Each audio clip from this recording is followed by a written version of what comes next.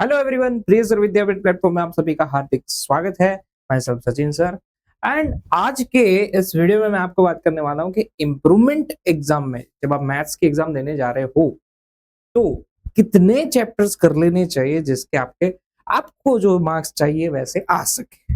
पर उससे पहले देखो, ऐसे ही वीडियो हम लाते रहते हैं, तो प्रिय सर विद्यापीठ चैनल को अभी तक आपने सब्सक्राइब नहीं किया तो खास सब्सक्राइब कर लेना।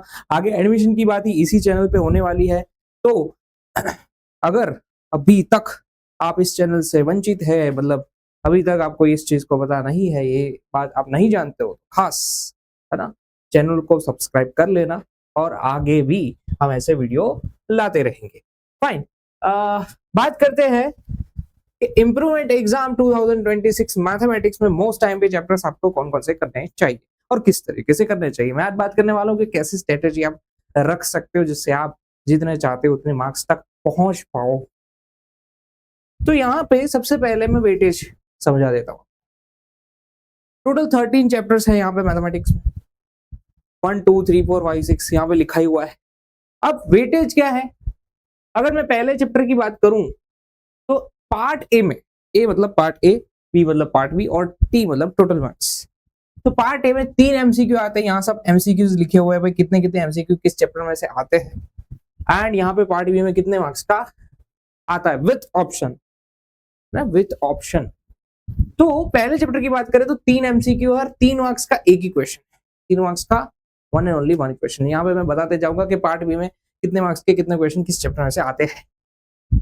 तो अगर आपको पहला चैप्टर प्रिपेयर करना है तो आपको क्या करना चाहिए, मैंने आईएमपी जो दिए हुए हैं, जो लोग एप्लीकेशन में बैच लेके बैठे हुए उनको तो आईएमपी मिल चुके हैं, उनको तो पता है किस चैप्टर में से कैसी तैयारी करनी है। तो उनमें से आपको बस 3 मार्क्स के जो सम्स है वही लिख लिख के प्रिपेयर कर दोगे, इनफ रहेगा। पार्ट बी में इससे 3 मार्क्स का क्वेश्चन आप अटेम्प्ट कर पाओगे। सेकंड चैप्टर की बात करें तो 4 एमसीक्यू है और 2-2 मार्क्स के 2 क्वेश्चन है, 2-2 मार्क्स के 2 क्वेश्चन है। ओके, टोटल 8 मार्क्स का वेटेज रहता है। चैप्टर नंबर 3 की बात करते हैं तो 4 एमसीक्यू एंड 7, यानी कि 3 मार्क्स में तीसरे चैप्टर में से 3 मार्क्स का एक क्वेश्चन और 4 मार्क्स का एक क्वेश्चन रहता है। उसी तरह सेम फोर्थ चैप्टर में भी यही है, 11 मार्क्स है दोनों के। फिफ्थ चैप्टर की बात करें तो 3 ही एमसीक्यू है और पार्ट बी में 2 मार्क्स का एक क्वेश्चन, 3 मार्क्स का एक क्वेश्चन एंड 4 मार्क्स का एक क्वेश्चन वहां से आता है। सिक्स चैप्टर की बात करें तो इस 6 चैप्टर में 4 एमसीक्यू एंड पार्ट बी में 3 मार्क्स का एक क्वेश्चन और 4 मार्क्स का एक क्वेश्चन वहां पे रहता है।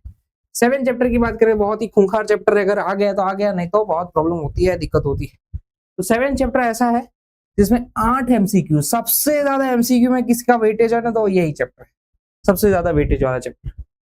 और पार्ट बी में 2 मार्क्स का एक क्वेश्चन और 4 मार्क्स का एक क्वेश्चन यहाँ से फिक्स आता है। पेपर आपको ऐसा ही दिखने को मिलेगा, ऐसे ही पार्ट बी में इतने ही मार्क्स का क्वेश्चन आएगा, ये फिक्स है। 8 चैप्टर की मैं बात करूं तो 4 एमसीक्यू और 2 मार्क्स के 2 क्वेश्चन, ना 3 मार्क्स का ना 4 मार्क्स का, 2 मार्क्स के 2 क्वेश्चन।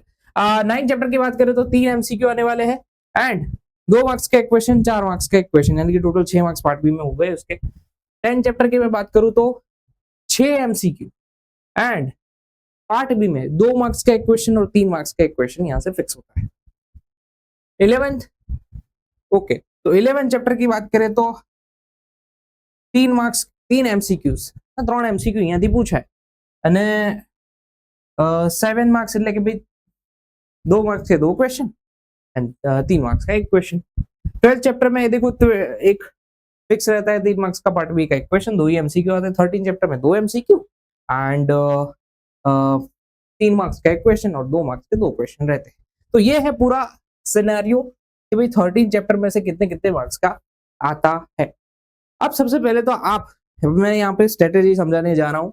सबसे पहले तो आप खुद डिसाइड करो कि आपके कितने चैप्टर्स हो सकते हैं, कितने चैप्टर्स हो सकते हैं, कितने चैप्टर आपको इजी लगता है, कितने आपको समझ में आता है, कितने आप कर सकते हो, वो पहले आप खुद डिसाइड करो, राइट। अब आगे बढ़ते हैं। यहाँ पे मैंने 3 कैटेगरी में चीजें रखी हुई। पहली कैटेगरी, जिनको 90 प्लस लाना है, क्योंकि इंप्रूवमेंट एग्जाम में 4 डालना है, 90 प्लस कुछ भी करके लाना है, तो वो लोग क्या क्या करेंगे। सबसे पहला, एक भी चैप्टर आपको हो सके तो स्किप नहीं करना है, एक भी चैप्टर। सीरियसली। क्योंकि ऐसा हो सकता है कि भाई जो चैप्टर आप करके गए हो उसमें से हार्ड क्वेश्चन आया हो, तो भाई बैकअप के लिए दूसरा चैप्टर आपके लिए रेडी होना चाहिए। 90 प्लस कुछ भी करके लाना है तो ये चीज जरूरी है। 90 प्लस आप लोगों को लगता है ऐसे 2-3 चैप्टर मुझे पता है मैं स्किप कर दूंगा फिर भी 90 प्लस आ जाएगा, भाई एटा इसमें क्या रहता है कि अगर जो चैप्टर आप करके गए हो, है ना, नहीं चलो वो तो स्किप ही कर दिया, जो आपको स्किप करना था वो स्किप ही आपने कर दिया है, आप लोगों ने सोच ही लिया कि आ ही जाएंगे, वो आपके नसीब की बात हुई, हो जाएगा तो ठीक है। बट उस चैप्टर में से बहुत हार्ड क्वेश्चन आ गया जो आप करके गए हो, और नया चैप्टर उसमें से बहुत ही इजी क्वेश्चन आ गया। अगर आप कॉन्सेप्ट भी सीख के गए होते नए चैप्टर में तो भी आप अटेम्प्ट कर पाओगे। तो ये एक आपका बैकअप प्लान रहता है, इसलिए जरूरी है 90 प्लस स्टूडेंट, 90 प्लस लाना है आपको तो स्टूडेंट को सारे चैप्टर करने चाहिए, जितने हो सके उतने मैक्सिमम। सारे आईएमपी जो मैंने दिए हुए हैं पार्ट बी के लिए वो करके जाना है, उसमें से एक भी सम छोड़ना नहीं है, कुछ भी हो जाए। टेक्स्ट बुक के एक एक एमसीक्यू आपको समझ समझ के जाना है, एक एक एमसीक्यू आपको समझ के ही बताना होगा मिनिमम। अब ये सबसे इंपॉर्टेंट पार्ट है, अगर आपको अच्छे मार्क्स लाने हैं तो ये सबसे इंपॉर्टेंट पार्ट है कि मिनिमम आपको 25 पेपर्स एग्जाम तक सॉल्व करने चाहिए, लिखने की प्रैक्टिस करनी चाहिए। मिनिमम 90 प्लस स्कोर करना है तो मिनिमम इतने टारगेट रखो, क्योंकि जितने आप पेपर सॉल्व करोगे उतने आपको खुद पे पता चलेगा कि कहाँ कहाँ आप प्रॉब्लम कर रहे हो, कैसे नहीं लिख रहे हो, वगैरह वगैरह। तो जितने पेपर ज्यादा सॉल्व करोगे उतने उतने अलग अलग डिफरेंट डिफरेंट टाइप के क्वेश्चन भी शायद हो, तो आपको बोर्ड में लिखते वक्त आइडिया भी तुरंत आएगा। कम प्रैक्टिस करके जाओगे तो प्रॉब्लम रहेगी, कई बार ऐसा होगा कि सम देखते ही आपको कोई आइडिया ही नहीं आ रहा है या फिर माइंड ब्लैंक हो जाएगा। ये बहुत इंपॉर्टेंट चीज, तो प्रैक्टिस बहुत ही जरूरी है।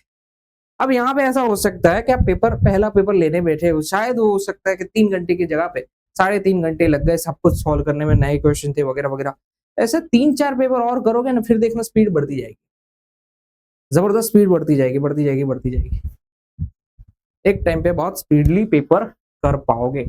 तो 5 या 6 पेपर ही पहले ऐसे होते हैं जिसमें शायद आप स्लो होते हो, बट बाद में आपका ब्रेन जबरदस्त ट्रेन हो जाता है, वो खुद ब खुद आंसर देने लगता है। तो ये कभी आपने ट्राई ना किया है तो करना जरूर। 60 प्लस जिनको लाने हैं, जिनको 60 प्लस लाने के कोई भी कारण सब चलो 90 प्लस नहीं लाने हैं या फिर नहीं हो रहा है, तो उन लोगों को कितने चैप्टर्स पहले तो करने चाहिए। देखो सेकंड चैप्टर आपको करना चाहिए, third chapter, fourth chapter, fifth, 9th, 10, 11, 12 and 13। 9th में इसलिए बोल रहा हूँ उसमें आप वर्ड प्रॉब्लम भी कर लोगे ना और बेसिक 3 मेथड सीख लोगे तो आपको फायदा हो जाएगा। और इससे भी ज्यादा अगर आप चैप्टर कर पाते हो तो बेस्ट। 60 प्लस यानी कि मैंने एकदम मिनिमम क्राइटेरिया रखा है कि भाई इतने चैप्टर्स तो आपको 60 के लिए लाने ही चाहिए, और भी ज्यादा चैप्टर करते हो तो आपकी मर्जी। अब वो चैप्टर आईएमपी मतलब इतने चैप्टर आपने सिलेक्ट किए, उसके सभी आईएमपीस आपको कर डालने हैं। मैंने आगे बोला कि कितने मार्क्स का किस चैप्टर में से आने वाला है, उस हिसाब से ही सब आईएमपी दिए हुए हैं। टेक्स्ट बुक के अगेन सारे एमसीक्यू समझने हैं, समझोगे तो थोड़ा डिफरेंट आएगा तो आप सॉल्व कर पाओगे।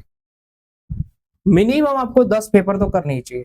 और यहाँ पे आपको लगेगा कि सर हमने कुछ चैप्टर तो स्किप कर दी, कोई बात नहीं बेटा, तो पेपर में इन्हीं चैप्टर के सम सॉल्व करो, दैट इज इट, इनफ है, चलेगा। पर ये करो ना, ये करना पड़ेगा। और जिनको लास्ट पास होना है या 33 प्लस लाना है ना, पास होना है या इतने मार्क्स लाने हैं 33 35 प्लस वगैरह वगैरह, तो वो लोग क्या करेंगे, तो वो लोग बस इतने चैप्टर अगर हो पाए, देखो सेकंड थर्ड एंड फोर्थ तो बहुत इजी है, 10 चैप्टर हो सकता है थोड़ा लेंदी है टॉपिक, तो वो भी इजी है बट थोड़ा लेंदी हो सकता है। 11 वापस इजी चैप्टर, 12 भी इजी चैप्टर, 13 भी थोड़ा ध्यान रख के करोगे। 10 और 13 ही ऐसे चैप्टर है तो थोड़े थोड़े आपको ऐसा लग सकता है कि भाई लेंदी है वगैरह वगैरह, बट हो जाएंगे तो बहुत अच्छा रहेगा। उसमें भी सेम चीज आपको करनी है कि अब चैप्टर आईएमपी सारे आईएमपी इस चैप्टर के कर देने हैं। ऑल टेक्स्ट बुक एमसीक्यू हो सके तो बस ये रटना पड़े ना, ऑल टेक्स्ट बुक एमसीक्यू तो भी रट देना, तो भी रट देना। और आपको मिनिमम 5 पेपर्स तो करने ही चाहिए, मिनिमम 5 पेपर्स करने ही होंगे दोस्त, तो ही आप पास हो पाओगे। और चाहो तो इससे और कई बार ऐसा भी होता है कि तैयारी करने बैठे और भी चैप्टर करने की इच्छा हो, तो हो सकता है, तो ये भी एक रास्ता है। अब एक स्ट्रेटेजी, लास्ट टाइम प्रिपरेशन, एक बेस्ट स्ट्रेटेजी बताता हूँ, पता नहीं आपको अच्छी लगे या ना लगे, पर मेरे हिसाब से ये बेस्ट स्ट्रेटेजी। पार्ट बी की आपको जबरदस्त तैयारी करनी है, आपने सब कुछ ऑलमोस्ट तैयार कर दिया है, तो आपको क्या करना है, सब कुछ तैयार कर दिया या सब कुछ तैयार करने वाले हो, या कुछ चैप्टर को रिगार्डिंग कुछ चैप्टर आपने डिसाइड कर रखे हैं जिसमें से सेक्शन सी में से हम कवर कर लेंगे वगैरह वगैरह, ऐसा सोच के रखा है, तो देखो क्या स्ट्रेटेजी हो सकती है। कोई भी एक सेक्शन पकड़ो, आपकी मर्जी, कोई भी एक सेक्शन, जैसे सेक्शन ए पकड़ा, ठीक है? उसमें से आप अपने पसंदीदा चैप्टर सिलेक्ट कर दो। जैसे कि मैं बात करूं तो सेक्शन ए में सेकंड चैप्टर हो गया, फिर फिफ्थ चैप्टर हो गया, फिर 7 चैप्टर हो गया, 8 चैप्टर हो गया, 13 चैप्टर, 10, 11, 9 चैप्टर, ये सब चैप्टर ऐसे हैं जिसमें से 2-2 मार्क्स के क्वेश्चन आ सकते हैं। अब उनमें से सिलेक्ट करोगे कौन कौन से आपको आते हैं और उसकी प्रैक्टिस करो। कैसे प्रैक्टिस करोगे, पहले आईएमपी हो पाए तो आईएमपी, अदरवाइज सारे पेपर उठाओ, जितने भी आपके पास पेपर सेट है वो उठाओ, सभी के सेक्शन एक करना चालू करो, धीरे धीरे धीरे धीरे धीरे, और तब तक करते रहो जब तक आप मिनिमम 12 में से 8 क्वेश्चन अटेम्प्ट ना कर पाओ। तब तक जिनको 90 प्लस लाना है उनको ये 8 क्वेश्चन का टारगेट रखना है कि कुछ भी करके 8 क्वेश्चन आप अटेम्प्ट कर पाओ, उतनी तैयारी करनी, राइट। फिर उसी तरह सेक्शन बी के साथ भी आप कैसे कर सकते हो, 9 क्वेश्चन में से 6 क्वेश्चन करने होते हैं, तो लगातार पेपर सेट उठाओ, चालू करो, चैप्टर सिलेक्ट करो, किस चैप्टर में से कैसे क्वेश्चन आते हैं और वो कर सकते हो कि नहीं आप।